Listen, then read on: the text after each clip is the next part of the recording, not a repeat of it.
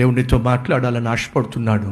కానీ నువ్వు మాత్రం తిరిగి మాట్లాడవే, నువ్వు మాత్రం ఆయనను ప్రేమించవే, నువ్వు మాత్రం ఆయనను పట్టించుకోవే. ఆయన ఎంతగా నీతో మాట్లాడినా, ఏ వాక్యాన్ని నీకు చెప్పినా, నీ జీవితాన్ని మార్చుకోమని, నీ బ్రతుకుని దిద్దుకోమని, తాను చేసిన త్యాగాన్ని అర్థం చేసుకోమని, తాను నీ కోసం సిలువలో అర్పించిన ప్రాణ త్యాగము నీ కోసమేనని, నీ జీవితాన్ని బాగు చేసుకోమని, చెడు అలవాట్లను విడిచిపెట్టమని, ఒక మంచి మనిషిగా బ్రతకమని దేవుడు ఎన్నిసార్లు నీకు చెప్పినా నువ్వు వినవే. కనీసం తిరిగి జవాబు ఇవ్వవే. మోకరించి, ప్రభువా నీలాంటి గొప్ప ప్రేమ కలిగిన దేవుని ప్రేమను నిర్లక్ష్యము చేయటము తగదో, ఇక నుంచైనా నా జీవితాన్ని మార్చుకుంటాను ఒక్క మాట చెప్పవే. నా బ్రతుకుని దిద్దుకుంటాను ఒక్కసారి చెప్పవే.